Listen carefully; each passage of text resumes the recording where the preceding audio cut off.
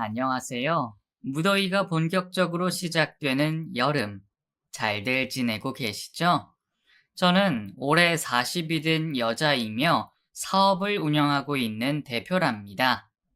여러 우여곡절을 겪으면서 인생 공부 제대로 하고 단맛 쓴맛까지 본 제가 이렇게 용기를 내서 이곳에 글을 써보려고 해요.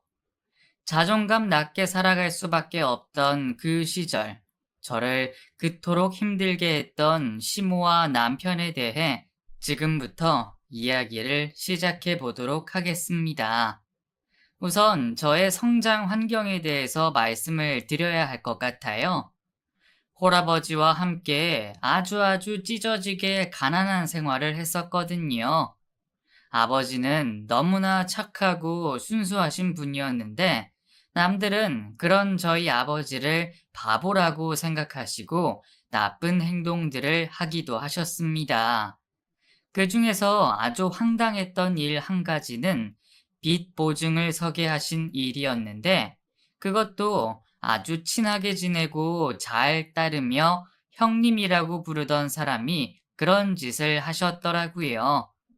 세상 물정 아무것도 모르고 그저 다 자신처럼 착하기만 할 줄 알았던 아버지는 그때 나쁜 생각을 하실 정도로 큰 충격에 빠지셨었답니다. 가장 믿고 의지하고 지낸 가까운 형님에게 그런 사기를 당했으니 말이죠. 그 잘못된 빚보증으로 인해서 아버지와 저는 아주 힘든 삶을 살아갈 수밖에 없었어요. 저를 돌봐주실 엄마도 안 계신 형편이고, 그렇다고 주변에 친척이 있는 것도 아니고, 그저 아버지와 저는 스스로에게 기대며 살아가야 했답니다. 아버지는 제게 항상 미안하다고 말씀을 하시며 사셨고, 저는 그런 아버지가 안쓰러우면서도 이런 상황을 계속해서 만들기만 하시는 아버지가 원망스럽기도 했었죠. 집안일의 대부분은 제가 했어야만 했고, 그 때문에 저는 학업도 친구들과의 만남도 제대로 하지 못했거든요. 혜수야, 이 못난 애비가 미안하다.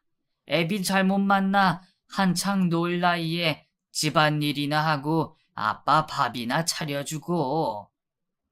아빠, 그런 말 이제 그만해. 미안하면 상황을 바꿔줘야지. 몇 년째 계속 같은 말만 반복하고 결국엔 똑같은 상황만 반복이잖아. 아빠가 진짜 미안하면 지금 내 상황을 바꿔주면 되잖아. 싹 바꿔줘. 친구들이랑 놀고 비싼 학원도 다닐 수 있게 말이야. 그럼 나 다른 애들보다 공부도 더 잘할 수 있을걸? 이 애비가 못나서 그렇지 뭐. 세상에는 말이야. 아무리 발버둥을 쳐도 안 되는 일이 있거든. 이 애비가 지금 그런 상황이란다. 우리 해수 말처럼 이 지긋지긋한 상황을 싹 바꿀 수만 있다면 얼마나 좋을까? 아, 미안하다, 해수야. 아빠, 그만. 이제 그만. 미안하다는 말도 그만해. 다 바꿔주지 못할 거면 그 말도 더 이상 듣기 싫다고. 아빠에게 짜증도 내고 화도 많이 내면서 저는 그렇게 성장해 나갔습니다. 친구들과 제대로 어울려 놀지도 못했고 부족한 학업을 도와줄 학원도 다니지 못했죠. 남들은 대입을 위해서 수능을 준비하고 주말이면 부족한 공부를 하느라 너무나도 바쁜 삶을 살아가고 있는데 저 혼자 집에 덩그러니 밀린 집안일을 하면서 보내는 삶이 얼마나 허망했었는지 모릅니다. 고등학교까지 그렇게 졸업한 이후에는 집에서 멀지 않은 곳에 있던 간호학원에 등록했습니다. 그 등록비도 제가 호프집에서 알바를 해서 몇 달을 모아서 만들었었어요. 저 혼자의 힘으로 학원에 등록했고 열심히 해서 간호조무사가 될 수 있었어요. 그 후로 몇 군데의 병원을 옮겨 다니며 일을 하다가 한 남자를 만나게 되었고 그 남자와 첫 연애를 시작하게 되었습니다. 남자 경험이 없었는지라 이 정도면 제게 세상에서 가장 잘해주는 사람이라는 생각만 했었고 따로 이 남자에 대해 어떻게 평가를 하고 그러지는 못했었는데 그것이 제 인생 최대의 실수였던 것 같아요. 민철이라는 이 남자는 저희 병원에 입원했던 환자였습니다.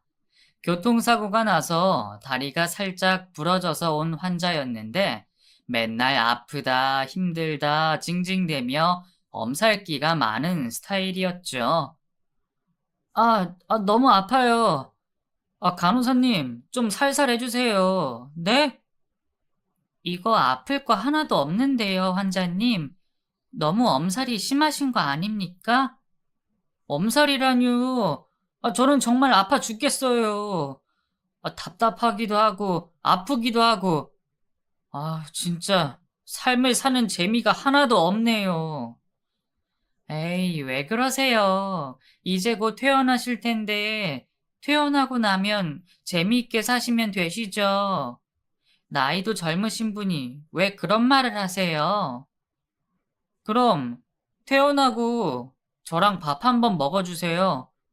그게 저는 재밌을 것 같은데요. 네? 저요? 저랑요? 그런 농담은 하지 마세요, 환자님. 저 농담 아닌데요? 진짠데요? 자고로 저희 엄마가 첫눈에 마음에 드는 사람이 진짜라고 했어요. 저 입원한 첫날부터 간호사님 마음에 들었거든요. 저 퇴원하는 날 밥 같이 먹어요. 진짜예요. 끝나고 기다릴 거예요. 엄살이 많던 그 환자는 제게 퇴원을 하고 밥을 먹자는 말을 하더라고요. 그때까지만 해도 그저 그 환자에게 아무 느낌도 없이 엄살기 많은 환자라고만 생각하고 있었는데 갑자기 그런 고백을 받으니 무척이나 당황스럽더군요. 그 사실을 알고 같이 일하던 간호사 언니들이 제게 말했어요. 어머, 혜수, 너 좋겠다, 야. 그런 고백도 받고. 에이, 언니, 왜 그래요? 저 사람이 어떤 사람인 줄 알고요. 야, 그래도 누가 나한테 관심 가져주고 밥 먹자고 하는 게 얼마나 소중한 건데 그래. 난 몇 년을 여기서 근무해도 그런 남자 환자들 단 한 명도 없더라. 그런 거예요? 저도 남자를 안 만나봐서 이게 마냥 좋은 건지 어떤 건지 모르겠네요. 좋은 거지. 혜수, 너 지금 한창 나이 아니야? 그럼 연애도 해보고 해야지. 부럽다, 야. 무조건 나가, 무조건. 만나봐서 아니면 안 만나면 그만이잖아. 손해볼 거 하나도 없다고. 같이 근무하는 언니의 말을 들으니 또 그 말이 맞는 것 같았습니다. 여태껏 저 자신을 위해서는 아무 재미도 없이 그렇게만 살아왔었으니까요. 저도 저 자신만을 위한 재미도 찾고 저를 좋다고 하는 남자도 만나서 연애하고 그러고 싶더라고요. 그렇게 그 남자가 퇴원하는 날 저희는 밥을 먹게 되었고 서로 연락처를 주고받으며 점점 알아가게 되었어요. 민철이라는 그 남자는 저보다 4살 위였고 아버지가 안 계시며 홀어머니 혼자 원단 장사를 오랫동안 하셨다고 하시더군요. 어머니가 아주 많이 힘들게 일구어 놓은 사업을 이제 좀 함께 하자고 말씀을 하셔서 자신도 하던 일을 그만두고 준비를 한다는 말까지도 듣게 되었습니다. 허우대도 꽤나 멀쩡하고 옷도 깔끔하게 잘 입고 선한 웃음이 보기 좋던 그 남자와 저는 어느새 가까운 사이가 되어가고 있었죠. 그런데 그 남자는 무슨 말만 하면 엄마 얘기를 많이 하더라고요. 밥을 먹으러 갈 때도 무슨 일을 결정할 때도 항상 엄마, 엄마라는 단어를 입에 달고 있을 정도였습니다. 한 번은 그런 남자의 말에 제가 물어본 적이 있었어요. 아니, 민철 씨는 왜 맨날 우리 엄마가 이런 말을 해요? 꽤나 자주 하시는 것 같아서요. 아, 그 습관이 됐나 봐요. 우리 엄마가 어렸을 때부터 혼자서 저를 너무 열심히 키워주셔서 말이죠. 솔직히 우리 엄마 엄청 고생하셨거든요. 그러면서도 저한테는 세상 모든 것을 다 해주려고 노력하시면서 우리 아들 하다 보니까 저도 모르게 그만. 미안해요. 제가 너무 엄마를 찾았죠? 아니에요, 뭐. 그게 왜 미안할 일이에요. 제가 엄마가 없이 자라다 보니까 좀 부러워서 그런가 봐요. 그냥 그런 것 같아요. 부러워요, 뭐든. 다 해주시는 엄마가 계셔서. 혜수 씨는 아빠가 다 안 해주셨어요? 혜수 씨도 워낙에 착하고 그래서 아빠가 엄청 예뻐해 주셨을 것 같은데. 네, 맞아요. 저희 아빠도 저 많이 아껴주셨죠. 마음은 늘 그러신데 형편이 좀 안 좋아져서 해주시지 못함에 미안해 하셨어요. 중간에 지방에서 올라와서 낯선 곳에 있다 보니까 더더욱 아빠가 자리 잡기 힘들어 하셨고요. 그 남자와 저는 자연스럽게 서로의 어머니 아버지에 대한 이야기를 꺼냈고, 얘기를 하다 보니 두 분이 동갑이라는 사실과 고향이 같다는 사실까지도 알게 되어 버렸습니다. 아무리 그래도 같은 나이에 고향까지는 쉬운 인연은 아닌 것 같은데 말이죠.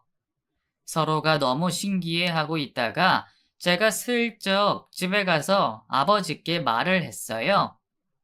아빠, 사실 나 좋은 감정으로 만나는 남자가 있는데 그 남자 어머니가 아빠랑 같은 나이시고 고향도 같으시다네? 뭐 이런 인연이 다 있지? 혹시 아빠랑 아는 사이 아니야? 응? 정말? 어이, 신기한 인연이네. 우리 딸이 벌써 이렇게 커서 남자친구도 만나려고 하고, 오늘은 모든 것이 다 신기한 날이구만. 축하해, 우리 딸. 세상에서 가장 소중한 내 딸. 꼭 좋은 놈이어야 할 텐데. 좋은 사람이야, 아빠. 나한테도 잘해주고, 자기 엄마를 극진히 생각하는 거 보니까 아빠한테도 잘할 것 같아. 원래 어른들 공경하는 사람이 진짜 착한 사람이라고 하잖아. 잘 만나보고 싶어, 아빠. 그래, 아빠가 못해준 거 네가 좋아하는 남자 만나서 꼭 이루며 살았으면 좋겠구나. 그리고 혹시나 그놈이 잘 안 해주면 아빠한테 꼭 일러. 이 아빠가 아주 혼쭐을 내줄게. 민철이라는 남자와 저는 연인이 되었고, 저희는 매일매일을 함께하며 불꽃 튀는 사랑을 나누었습니다. 난생 처음 연애를 해본 저는 이 남자와 함께하는 모든 것이 다 처음이었죠. 영화도 처음, 남자와 술 마시는 것도 처음, 그리고 밤을 함께 보내는 것도 처음. 이 남자가 제 인생의 마지막 남자라고 생각하고 저는 그 남자에게 모든 것을 다 바쳐 헌신적으로 사랑했습니다. 모든 것을 다 이 남자에게 맞춰줬죠. 그리고 2년 후 결혼을 하자는 결심을 했고 서로의 집에 인사를 가게 되었는데 남친의 어머니는 제게 못마땅하신 것을 강하게 표현하시더라고요. 저의 출신 성분도 그렇고 직업도 그렇고 또 대학교도 나오지 못하고 고졸이라는 학벌도 정말 마음에 들어 하지 않으셨습니다. 자신의 아들도 아빠 없이 홀로 키우셔놓고는 제가 엄마 없이 아빠 밑에서 홀로 자랐다는 사실을 두고도 내키지 않은 표정으로 말씀하셨는데요. 에휴, 자고로 딸내미들은 엄마가 끼고 이것저것 잘 가르쳐야 되는 건데 아빠가 혼자 키웠으니 뭘 알겠어? 갑갑하다 갑갑해. 어디서 골라도 꼭 이런 애를 골라와서는. 엄마, 왜 그래? 나도 엄마가 혼자 키웠잖아. 엄마 원단 장사하면서 밤이고 낮이고 장사할 때 나 혼자 집에서 무서워서 울고 있고 그런 거 기억 안 나? 엄마, 혜수 진짜 야무지고 똑똑하고 그래. 아버지가 빚보증 잘못 써셔서 고향에서 떠나오고 일이 꼬여서 그런 거지. 우리 엄마 아들이 한다는 건 다 해주는 사람이잖아. 그러니까 결혼도 시켜줄 거지? 그렇지? 어이구, 잘났다, 잘났어, 이놈아. 아주 이놈이 그냥 엄마를 가지고 노네, 놀아. 저를 못마땅해 하시는 남친의 어머니가 마음에 걸리긴 했지만 워낙에 남친을 사랑했는지라 괜찮다고 생각을 했습니다. 그리고 드디어 양가 상견례가 이루어졌는데요. 이날 정말 깜짝 놀랄 만한 일이 벌어졌지 뭐예요. 글쎄 두 분이 국민학교 동창생이셨답니다. 두 분은 같은 나이에 고향까지 같았는데 실제로도 같은 국민학교에 다니셨고 처음에는 서로를 잘 몰라보시다가 몇 마디 얘기를 나누어 보시더니 결국에는 서로를 알아보셨어요. 아니 그럼 네가 그때 야 진짜 어쩌다 우리가 이렇게 만나게 됐냐? 참 세상 좁다 좁아. 그러게, 내가 너를 여기서 만나게 될 줄은 세상 꿈에도 몰랐네. 아니, 그 남편은 어쩌다가 그렇게 된 거야? 아유, 뭐, 그렇게 됐지. 여자 좋아하고 도박 좋아하고 그러더니 애 낳고 얼마 안 돼서 바람나서 나가버렸어. 나쁜 놈. 에휴, 말해 뭐하냐. 너는? 나도 뭐, 그냥 그랬어. 말하자면 아주 길다 길어. 우리 참 어렸을 때 그 자주 어울리고 놀고 했었는데 말이야. 그 아무 걱정 없던 그 시절이 그립네 그리워. 그때 네가 나 엄청 좋다고 쫓아다닌 거 기억 안 나? 동네 사람들이 다 알고 있을 정도로 쫓아다녀서 내가 어찌나 창피했는지 원. 두 분은 예상보다 더욱 금방 친해지셨고 반말을 하시며 옛날 친구의 모습 그대로 돌아가신 것 같았습니다. 또 아버지가 예비 시모를 좋아해서 엄청나게 쫓아다녔다는 이야기도 듣게 되었는데 아버지에게 저희 엄마만 있었던 걸로 알고 있던 제게는 조금 놀라운 사실이기도 했어요. 어찌됐건 그래도 제가 국민학교 동창생의 딸이니까 못마땅한 부분이 있어도 앞으로 잘 해주시겠거니 하며 안도의 한숨을 내쉬는 계기도 되었답니다. 두 분 사돈지간이 이렇게 잘 지내시면 얼마나 저희가 편하겠어요. 앞으로 결혼 생활에는 꽃길만 있을 것으로 생각했죠. 하지만 제 생각과는 정반대였습니다. 저희 아버지, 그리고 아버지의 집안에 대해서 너무나도 잘 알고 계시는 시모였기 때문에 결혼 후에는 이런 부분까지도 걸고 넘어지며 저를 구박하셨죠. 자기 마음에 들지 않으면 저희 아버지를 닮아서 그랬다는 둥 저희 친할머니가 생존해 계실 때 동네 싸움닭이었다는 등의 이야기를 꺼내시며 저를 굉장히 짜증나게 만드셨어요. 이래서 내가 가정 환경이 중요하다는 거야. 어디서 이런 애를 만나서는 원. 너, 내가 이 말하는 거 다 잔소리로 들리겠지만, 니네 아빠한테 가서 물어보면 다 이해하실 거다. 아무 말 못하실걸? 아주 옛날부터 유명한 집안이었거든. 니네 아버지 집안이. 네? 저는 할머니, 할아버지 얼굴도 잘 기억이 안 나요, 어머님. 지금 그 지난 이야기를 꺼내시는 이유? 네가 하도 기가 막히게 행동을 하니 내가 이런 이야기를 꺼내는 거다. 왜? 마음에 안 드냐? 마음에 안 들면 이 시애미한테도 덤벼보겠다 이거냐? 아주 눈가를 부라리고 무섭다 무서워. 내가 원단 장사 10수년 하면서 너 같은 애를 한두 번 본 줄 알아? 너 같은 애는 딱 기를 눌러줘야 돼. 어머님, 저 어머님 며느리예요. 왜 그런 말씀을 하세요? 정말 속상해요. 어머님의 말투 하나하나는 날이 선 채로 제 가슴에 꽂아졌고, 저는 그런 어머님과 같이 있고 싶지 않았어요. 하지만 저희 신혼집과 불과 걸어서 10분 거리에 있었고, 남편이 시모의 사업을 물려받으며 함께 일하고 있는지라 어쩔 수 없이 시모와 함께 하는 날이 많았습니다. 더군다나 결혼하고 1년도 되지 않았을 때는 시모가 일에 손을 떼고 싶다고 하시며 제게 일을 그만두고 본격적으로 집안 사업을 도와줘야 한다고도 하셨어요. 저는 솔직히 그 일은 하고 싶지 않았거든요.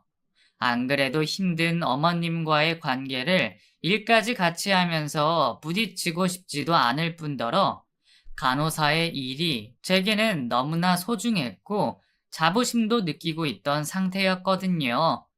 하지만 저의 이런 의견은 산산이 부서지고 말았고 결국엔 시모의 바램대로 직장을 그만두고 함께 집안 사업 일을 하게 되었습니다. 제가 맡아서 한다기보다는 남편이 시모가 알려주는 중요한 일들을 하면 저는 가게 안을 청소하고 전화를 받고 간단한 잡업물을 하는 것 정도였어요. 그리고 두 분의 식사를 책임지고 맡아서 하는 일 정도였는데 솔직히 곁에서 지켜보니 남편이 하는 일이 하나도 마음에 들지는 않았답니다. 제가 맡아서 하면 오히려 더 잘할 수 있을 텐데 하는 생각까지도 들었거든요. 예를 들면 남편의 성격상 남들이 자신에게 무리한 요구를 하거나 싫은 소리를 하는 것을 참지를 못하는 편입니다. 허구한 날 우리 엄마가 하는 말을 입에 달고 사는 것 역시 자신의 생각보다 엄마의 생각이 중요하다는 것을 말하고 싶었던 것이겠죠. 거래처에서 무리하게 어떤 요구를 하면 그것 때문에 짜증이 나고 속이 상해 집에서 술을 엄청 퍼마시고 제게 황당한 소리들을 해댔어요. 야, 너 집안을 이렇게 개판으로 만드냐? 애도 아직 없으면서 하는 게 뭐냐? 뭐라고? 당신 술 취했어. 그만 마셔. 뭐? 너까지 나 무시하냐? 내가 그렇게 우습게 보여? 이놈 저놈이 나 우습게 보고 막가파로 나오니까 너까지 이러는 거지? 이런 못된 년. 너같이 싸가지 없는 년이랑 결혼한 내가 잘못이다. 여보, 당신 왜 그래? 요즘 술만 마시면 왜 그러는 거냐고. 당신 이렇게 거친 사람 아니었잖아. 왜 이렇게 욕을 하고 그래? 술 마시지 마. 술 마시지 말고 맨정신으로 얘기해. 알았어? 인연이 정말 너 나한테 혼나볼래? 어? 너 나 무시하지 마. 남편은 언젠가부터 밖에서 일이 잘 풀리지 않으면 여지없이 제게 화를 내고 욕까지 하면서 분풀이를 해대기 시작했습니다. 시모가 일구어 놓으신 집안 사업을 잘 이끌어 나가도 모자랄 판에 일은 제대로 하지도 않고 맨날 술만 퍼마시고 어려운 일이 있으면 슬슬 피해 다니기만 하면서 시모 뒷공무니에 숨는 꼬라지가 딱 10살도 안 된 남자아이의 모습 같더군요. 어쩜 제가 이런 남자랑 결혼을 하다니 너무 황당하고 짜증이 났어요. 또 어느 날 대낮부터 가게를 제게 맡겨두고 자기는 잠시 어디 들릴 곳이 있어서 나간다고 하더군요. 급한 일이 생겨 점심까지 먹고 온다는 말만 했고 저는 그저 가게를 혼자 정리하면서 컵라면으로 끼니를 때우고 있었죠. 그런데 그 순간 웬 험상궂은 남자들이 들어와서는 무섭게 저를 쳐다보는 겁니다. 당신 누구야? 김민철 어디 갔어? 네? 아니, 누구세요? 누구시길래 저희 남편 이름을 찾으세요? 뭐야, 김민철이 마누라야? 오라, 이놈 봐라. 지 마누라한테 가게 맡기고 어디로 내뺀 거야? 이 나쁜 놈. 아니, 그러니까 누구시냐고요. 다짜고짜 오셔서 이러시면 어떡하세요? 오늘 내가 분명히 늦어도 점심시간까지 온다고 했는데, 이놈 이거 알고 미리 도망간 거네. 이 나쁜 놈. 남의 돈은 돈 같지도 않나 보지? 이거 매운맛을 좀 보든지 해야지. 네? 그게 무슨 말씀이세요? 저희 남편이 누구한테 돈을 빌릴 사람이 아닌데? 도대체 그게 무슨 말씀이시냐고요? 아주 부부끼리 한패구만 한패야. 니네가 이러고도 무사할 것 같아? 돈 빌릴 때는 아주 간이고 쓸기고 다 빼줄 놈처럼 하더니만 어떻게 이럴 수가 있어? 남의 돈 귀한 줄 알면 이딴 식으로 슬슬 피하는 건 아니지. 한두 푼도 아니고 말이야. 그렇게 사정사정 하더니만 남편에게 돈을 빌려주었다는 그 사람들은 점점 목소리 톤이 올라가면서 소리를 지르기 시작했고 원단을 돌돌 말아 놓은 곳으로 가서 바닥으로 그것들을 막 내던졌습니다. 아니, 왜 이러세요? 네? 제발요, 이러지 마세요. 경찰 부를 거예요? 그래, 불러. 제발 불러, 경찰. 나 이놈 경찰에 집어넣을 거니까 당장 불러, 경찰. 사람 살려주세요. 여기 좀 도와주세요. 도저히 제 힘으로는 되지 않아서 주변 가게 아저씨에게 도움까지 요청했고 잠시 후 결국 그들은 돌아가게 되었어요. 남편은 이 사람들이 찾아올 것을 알고 미리 도피를 한 것인데 정말 너무나 황당하고 기가 차서 말도 안 나오더군요. 어떻게 자기 마누라만 달랑 남겨두고 지는 도망을 갈 수가 있습니까? 비겁한 놈 같으니라고. 머리끝까지 화가 난 저는 당장 남편에게 전화를 걸었지만 전화기는 꺼져 있었고 그날 저녁이 되어서야 술이 얼큰하게 취해서 가게로 돌아왔더군요. 야, 가게가 왜 개판이야? 하루 종일 뭐 했어? 가게 똑바로 안 보고. 뭐? 나한테 지금 그런 말이 나와? 당신은 어디 갔다 왔는데? 오늘 가게에 누가 온 줄 알지? 너 일부러 피한 거지? 그런 거지? 뭐? 이 여편네가 똑바로 가게는 안 보고, 지금 뭔 소리를 짓거리는 거예요? 이게 정말 미쳤나? 누가 오긴 누가 봐? 뭘 피해 내가 왜 피해? 야, 너 어디다 쓰려고 돈을 그렇게 빌려서 갚지도 않고 지금 뭐 하는 거냐? 너 어머님이 너 이런 꼴하지 아시냐? 내가 정말 황당하고 기가 막혀서 말도 안 나와. 인연이 정말 미쳤나? 너 나랑 해보자는 거야? 돈을 쓸 데가 있으니까 빌렸지. 내가 괜히 그러냐? 다 이 가게를 위해서, 이 사업을 위해서 그런 거라고. 우리 엄마가 만들어 놓은 이 사업 지키려고. 네가 알긴 알아? 뭘 안다고 짓거려? 진짜 못났다, 너. 정말 못났어. 한 푼이라도 갚을 생각은 안 하고 흥청망청 술이나 퍼마시고 슬슬 쥐새끼처럼 피해 다니긴 하고.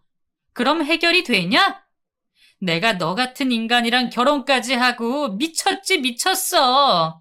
술에 취해 혀가 꼬부라진 남편과 한바탕 크게 싸움을 하고 저는 며칠간 친정에 가 있었습니다. 도저히 이 사태를 지켜내기에는 제 마음이 허락되지가 않았거든요. 그냥 엄마만 찾는 순진한 놈인 줄로만 알았더니 이런 짓까지 하고 다니니 제가 더 이상 기대할 수 있는 것이 없다고 생각했습니다. 하지만 친정 아버지는 그래도 제가 결혼을 했으면 무조건 그 집안의 귀신이 되어야 한다고 생각을 하시는 분이시기 때문에 얼른 돌아가라고 말씀하셨어요. 무슨 일이 있어도 다시는 친정에 와서 외박을 하지 말라고 하셨고, 저희 시모에게 전화까지 걸어서 제가 친정에서 외박한 것에 대한 사과도 하셨죠. 아버지는 늘 이런 식으로 남들한테 너무 착한 척을 해서 탈이에요.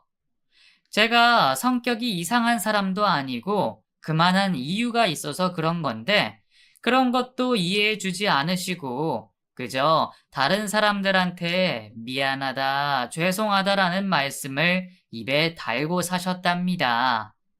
아버지의 부탁으로 저는 집으로 다시 돌아왔고 남편에게 앞으로 일을 제대로 해보자는 다짐을 받아냈어요.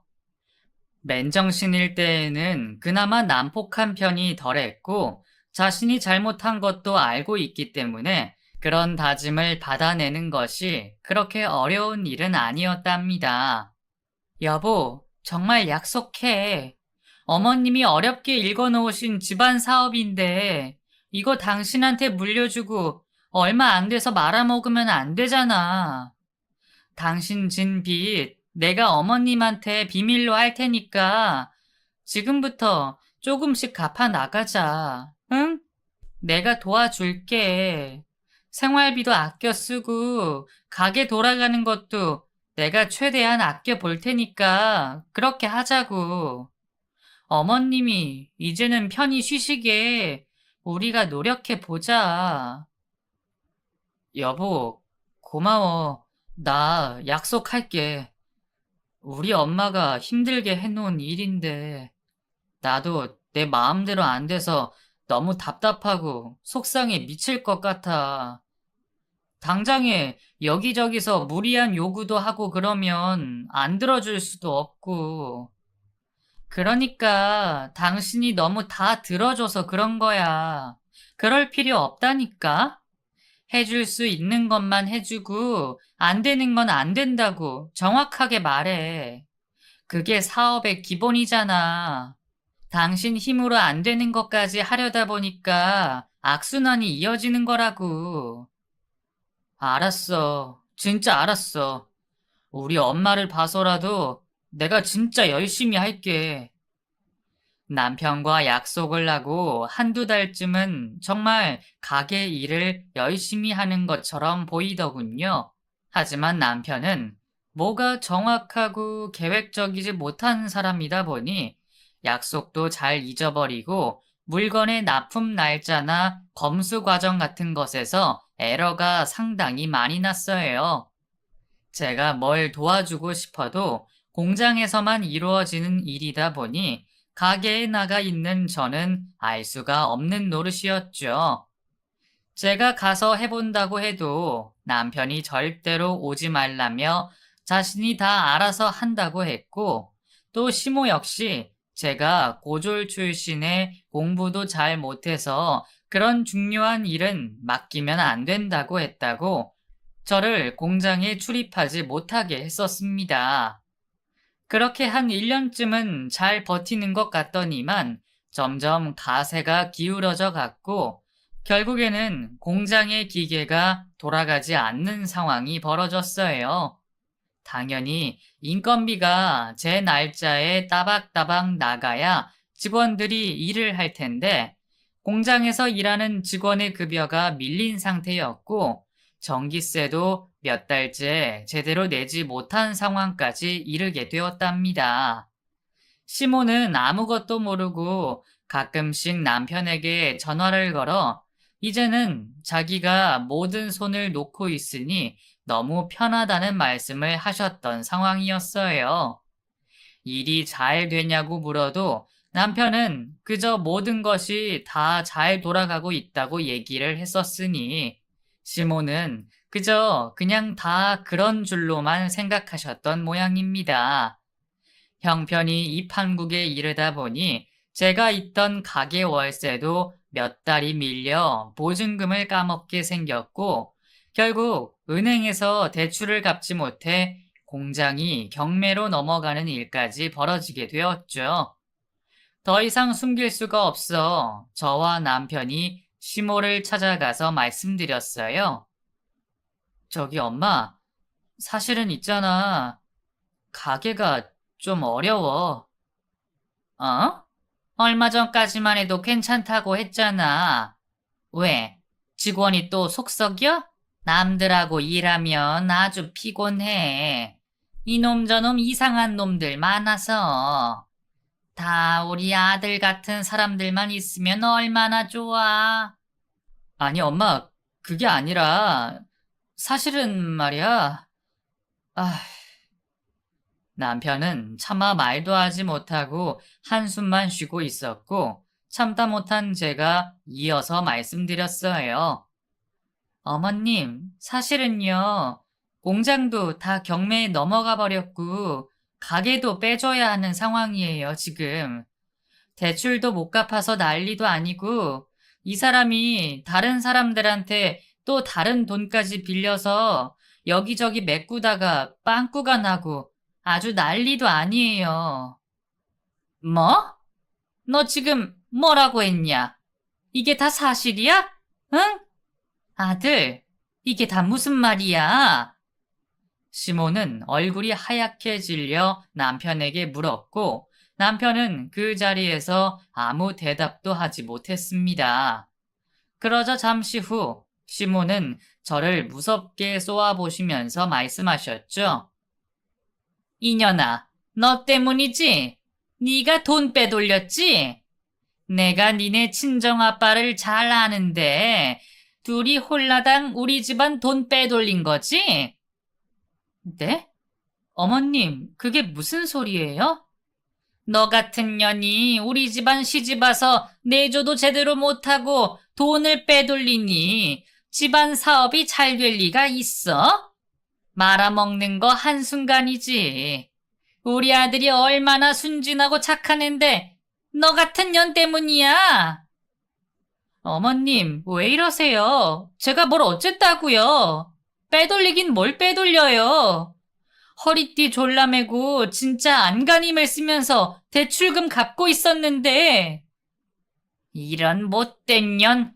아주 바보 같은 친정아버지랑 같이 짜고 돈 빼돌린 거 내가 모를 줄 알지? 안 봐도 비디오야, 비디오. 이런 못된 년. 시모는 욕을 하시며 순간 제 머리채를 낚아채셨습니다. 아, 이거 놓으세요, 어머님. 왜 이러세요, 정말. 이런 못된 년, 내조 하나 못하고 사업 말아먹는 망할 년, 친정아빠랑 둘이 짜고 우리 집을 아주 몰살시키려고 작정을 했어, 작정을. 아니에요, 어머님, 아니라고요. 이거 놓으세요. 노인네 소나기의 힘이 얼마나 세신지 머리채를 잡고 있던 손을 빼면서 제 머리카락이 한 움큼 빠져버린 것 같더라고요. 화가 아주 많이 나고 짜증도 나고 울분이 터져 미쳐버리는 줄 알았습니다. 어쩜 그리 말도 안 되는 말을 짜맞추시는지 이해가 되지 않았죠. 옆에서 그런 시모의 모습을 보고 말리지도 않는 남편을 보면서도 또 한 번 욕이 나왔어요. 지 잘못으로 제가 이 꼴을 당하고 있는데도 어쩜 저렇게 태평하게 바라만 보고 있는지 말이에요. 더욱 황당한 건 시모와 제가 한바탕 실갱이를 벌이고 있을 때 옆에서 질질 짜고 있더라고요. 남편이 질질 짜고 있자 잠시 후 시모는 남편을 안아주며 달래주기까지 했는데, 와, 이건 정말 눈 뜨고는 도저히 봐줄 수가 없는 광경이었습니다. 그래, 우리 아들, 괜찮다, 괜찮아. 얼마나 놀랬어. 세상에 저런 망할년이 우리 집안 사업을 말아먹게 만들었으니. 괜찮아, 아들? 응? 엄마가 다 해결해 줄게. 저런 년은 내쫓아야 돼. 당장에 내쫓아야 정신을 차려. 아주 망할년. 엄마, 엄마. 괜찮아, 우리 아들. 울지 마. 그동안 얼마나 힘들었어, 응? 저런 년이랑 그러게 결혼을 왜 해? 저 집안이 어떤 집안인 줄 아니? 아주 어렸을 때부터 도둑놈의 심보가 득실득실한 집안이었어. 부모를 보면 자식을 안다고 아주 하는 짓거리가 애비나 딸년이나 똑같아. 저뿐만 아니라 저희 아버지까지 모독하는 시모를 보니 저는 참을 수가 없었습니다. 어머님, 저는 괜찮은데 저희 아버지까지 모독하지 마세요. 도둑심보란요? 저희 아버지 오히려 너무나 착해서 남들한테 당하고 사신 분이에요. 제가 돈을 빼돌렸다는 증거도 없으면서 사람 이런 꼴로 만드시면 저도 가만히 있지 않을 거예요. 어머님 잘난 아들이 사업 이 꼴로 다 말아먹은 거니까 저랑 저희 아버지한테 더 이상 아무 말도 하지 마세요. 아셨어요?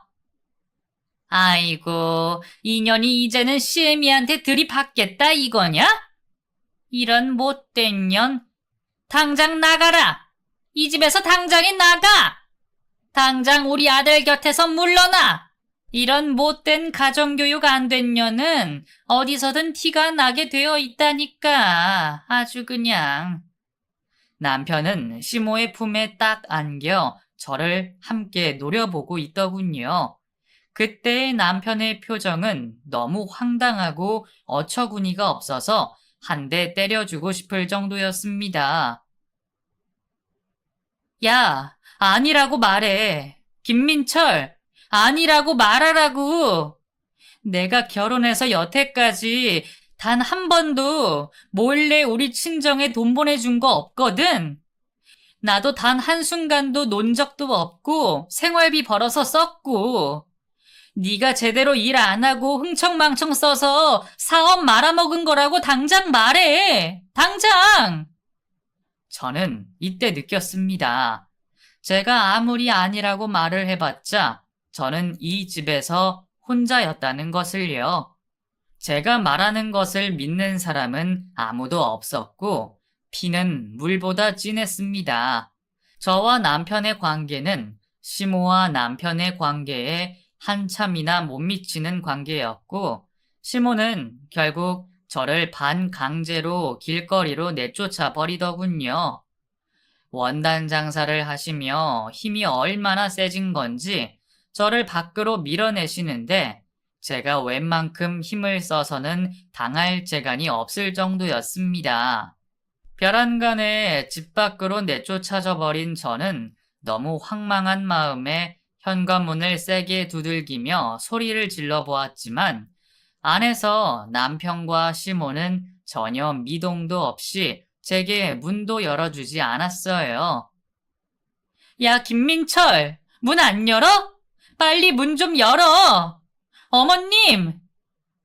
이 망할려나, 앞으로 절대로 이 집안에 발 들이지 마라. 너 때문에 되는 일이 하나도 없다, 아주. 내 아들 앞에서 썩 꺼져! 어찌나 황당한 순간이던지 결혼하고 지금까지 오로지 가정을 위해서 일을 열심히 하고 생활비 아껴 쓰며 살아간 죄밖에 없는데 말도 안 되는 트집을 잡아 저를 이딴 식으로 비참하게 만들다니 도무지 납득이 가지 않았습니다. 눈물이 어찌나 흐르던지 아무리 닦아내어도 계속해서 떨어지는 눈물을 머금고 저는 그 길로 택시를 타고 친정집으로 갔어요. 택시기사 아저씨가 무슨 일이 있느냐고 물으실 정도로 서럽게 울었나 봅니다. 친정에 도착해서 아버지 얼굴을 보자마자 저도 모르게 바닥으로 털썩 주저앉아 목 놓아 울었어요. 무슨 일이야? 응? 우리 딸, 무슨 일이야? 아빠, 아빠, 나 어떡해? 내가 어떻게 이런 취급을 당하고 우리 착한 아빠까지. 나 정말 싫어. 나 다시는 안 갈 거야. 안 갈 거라고. 그래, 우리 딸 하고 싶은 대로 해. 아빠는 우리 딸 믿어. 우리 딸이 어떤 결정을 내리던지 다 이해해 줄 거야. 실컷 울어. 괜찮아, 우리 딸. 아빠는 오히려 아무것도 묻지 않으시고 제가 울음이 끝날 때까지 계속 기다려 주셨습니다. 저는 얼마나 더 울었는지 모르겠어요. 나중에는 목이 다 메어서 기침이 막 나오고 헛구역질이 나올 정도가 되었으니 꽤나 시간이 흘렀던 모양입니다. 드디어 제가 울음이 어느 정도 멈추고 나서 저는 그동안 있었던 일에 대해서 말씀드렸어요. 아버지는 제가 말을 하는 와중에 얼굴이 일그러지시며 눈시울이 붉어지기까지 하셨습니다. 그리고 결국에는 눈물이 흐르셨는데 그걸 보는 제 가슴이 다시 한번 미어지는 순간이었어요. 딸이 잘못된 선택을 해서 결혼을 하는 바람에 이렇게 부모 가슴에 못을 박는 것 같았거든요. 시모는 이번 일뿐만 아니라 결혼 생활 중간중간 저와 아버지를 욕되게 하는 말도 많이 하셨었는데 그걸 다 알고도 묵인하며 동조한 것이 바로 제 남편이라는 놈입니다. 뻔히 다 듣고 있으면서도 자기 엄마 말을 단 한 번도 가로막은 역사가 없었죠.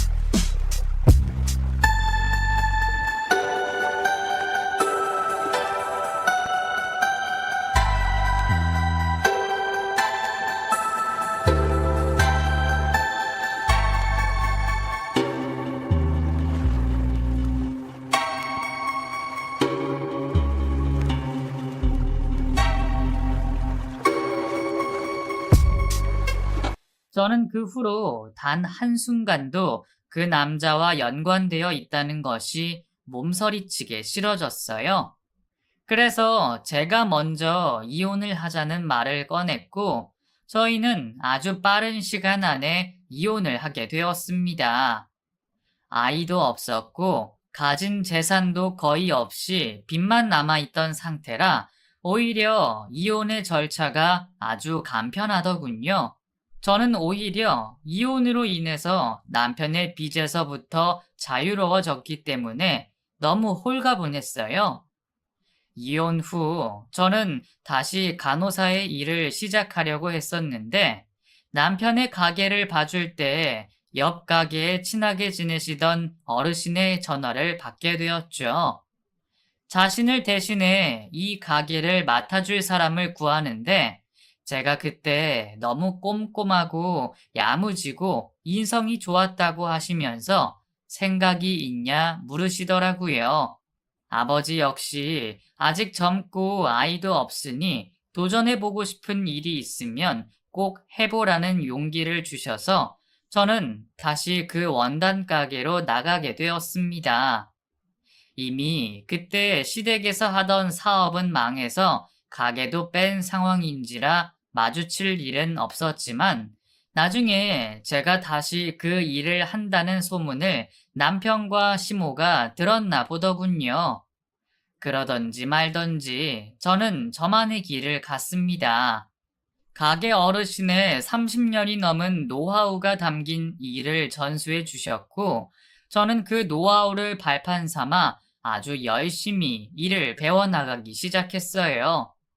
이게 하다 보니 너무나 매력이 넘치는 일이더군요. 밤을 새워가며 일을 해야 하는지라 몸이 좀 피곤하긴 했지만, 그래도 새로운 일을 개척해 나간다는 느낌이 굉장히 사람을 활기차게 만들었어요. 그리고 한 2년 정도를 열심히 일을 하다 보니 대출을 얻어 작은 공장까지 인수할 수 있었습니다.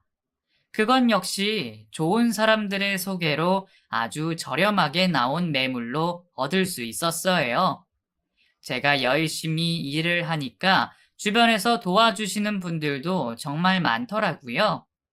저희 아버지도 공장에서 총책임자로 일을 하시면서 제 사업에 많은 도움을 주셨고, 저희 사업은 하루가 다르게 쑥쑥 성장해 나갔습니다.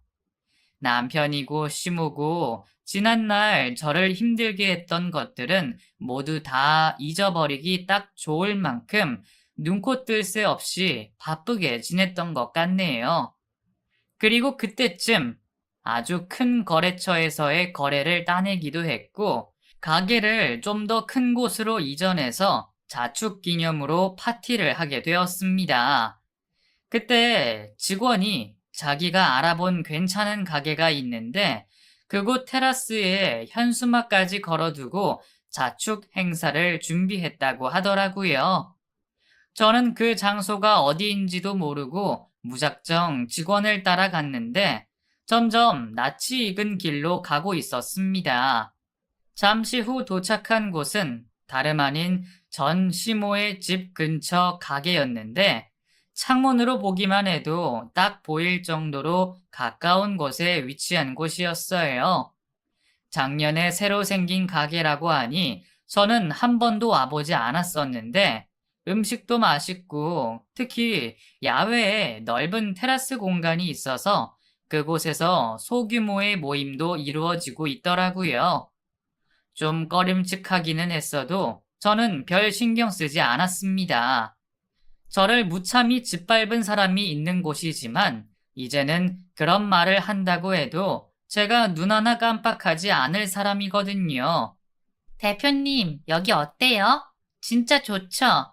제가 미리 다 알아보고 예약까지 해놓고 그리고 이 현수막까지 직접 만들었답니다. 저 잘했죠? 어때요? 진짜 잘했어요. 최고다, 정말. 내가 이런 직원과 함께하니 사업이 잘 될 수밖에. 오늘 정말 실컷 먹고 마시고 놀아요. 우리 진짜 그동안 너무 고생했으니까 자축하는 파티입니다. 자자, 어서요. 친정 아버지도 함께한 자리라서 그런지 저는 기분이 너무나 좋았고 기억이 다 나지 않을 정도로 먹고 마시고 재미나게 파티를 벌였습니다. 새벽 늦은 시각이 되어서야 집으로 돌아와서 다음날 출근을 했는데 아버지가 제게 전화를 걸어서 아주 황당한 말씀을 해주셨어요. 아니 글쎄, 어제 그 여자가 전화를 했지 뭐냐. 내가 참 기가 막혀서. 그 여자? 누구요? 아빠한테 여자가 전화도 와요? 누구긴 네 전 CM이지. 그년이 전화가 와서는 아무렇지 않은 척하면서 나보고 외롭지 않냐는 둥, 어렸을 때 자기가 마음을 몰라줘서 미안하다는 둥 쓰잘데기 없는 소리를 했싸서 끊어버렸지. 근데 오늘 또 전화가 왔어. 네? 아니, 왜 그 여자는 아빠한테 자꾸 전화를 해요? 아무래도 네 소문을 들었나 보더구나. 가게까지 넓히고 공장 계약하고 승승장구하면서 성공한 모습을 보니 배가 아팠나 보지.